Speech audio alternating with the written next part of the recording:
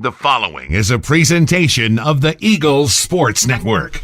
We roll on the Domino's postgame report as Carson-Newman collects a 63-10 victory over the Virginia-Lynchburg Dragons.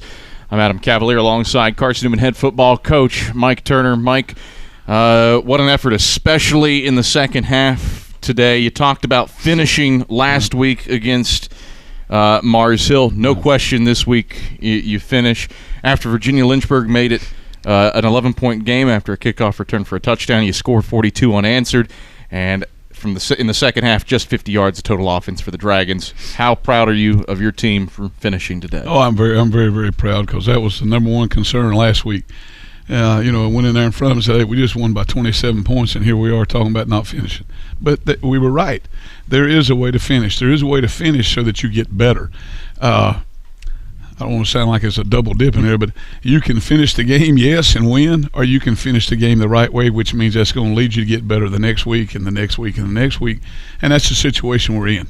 Running the ball incredibly well at this juncture. There have been 3 games this year to feature at least 500 yards rushing, and you're 2 of them, including this week with 522 on the ground. Why has this team been so effective running the football, especially of late? Well, I think number one is that we're taking care of the football. I think number 2, we've matured effort-wise, understanding what it really does take, not just because I did it, but because I did it the right way and I expended myself. I think that's a big part of it. I think them seeing where they are and what it takes to be successful. We've got to go out and get after it. And, we weren't going to throw the football much more today than that. I mean, that's not the smart thing to do. That's not the right thing. So our kids played extremely hard. I was very, very proud of them. But the whole football team finished the second half. Now, boy, we just like in the locker room, we got something we can brag about. Second half, we finished. Look at a second quarter, and I don't know if I've seen a defensive player have a quarter like Desmond Farrell had in that second quarter. 2 picks, a punt return for a touchdown. What about the job of your junior cornerback making a bid for some Player of the Week plaudits and trying to insert himself into the fray as a potential All-American? Well, I think it was great for Des. He's a talented young man. He's a guy that makes people around him better, and he's provided the leadership, the quiet leadership. Watch what I'm doing. But man, I was excited for him to score a touchdown, no question about it, on a punt return. Make plays on defense. That was just awesome to watch. Running backs, again, you rush for more than 500 yards. Some guys are going to carry the ball for a few yards. 3 of them, to be exact, with more than 100 yards on the day. Wow. Antonio Wimbush, Marcus Williams, Drake McCowan. First time that's happened since the opener in 2016 against Humboldt State. You've seen it out of Marcus and Wimbush of late, but how about Drake McCowan coming on late to carry the load for you? Well, that was great. And he and Sharon Jackson are 2 surprises. And then, we've got some backs that are coming along. We feel like in 6 backs there, Dimitri Salisbury, that we've got some people that can go and they know the offense, and that's what's come along with Drake and Sharon, is that they have a pretty good grasp of what they're looking for. And we tell kids all the time, you're going to be successful in this offense, and that may be why it takes a while. You got to see things before it really happens, if that makes any sense. You got to see it, and they're seeing the picture better. They've grown up a little bit, and I'm all fired up about that. Except we had a fumble. Okay, and that's and there's no reason for it. Okay, that we had a fumble. We don't need to do that. I think we were 3 weeks without one. Yeah, and we take one every 4 weeks.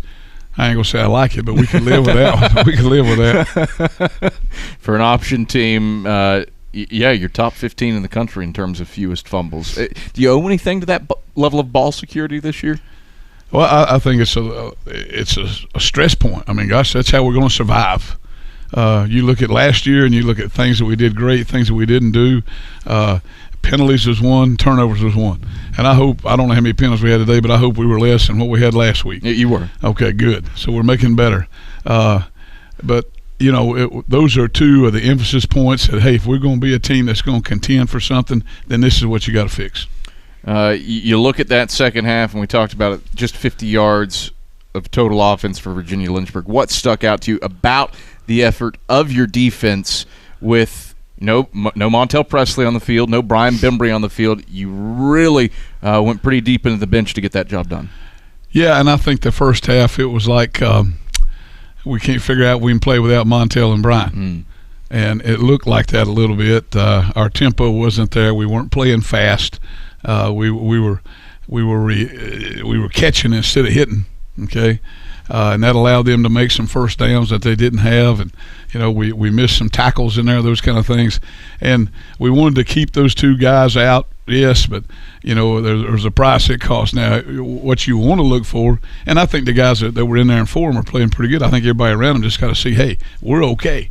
We're going to be all right. We got to get our job done. And if anything else, I got to raise my game up to make up for that. A potential trap game, handled it well. Now you turn your attention to a rivalry game with the Tusculum Pioneers. How do you build on this one? Well, when you go look at that first half, you got some things you can build on, I promise you. Gosh, in the kicking game in the first half, defense, on offense, we go to the first drive and go down the field. The next drive, like we've got Ned and the Primer in there. And so we needed to we got to be a lot more consistent early like that. We should have got the other one in the end zone, period. Mike Turner, pleasure as always. Congrats on the win. We'll talk to you next week against the Pioneers. All right, Adam. Thank you very much, buddy. Appreciate it. That's Carson-Newman head football coach Mike Turner.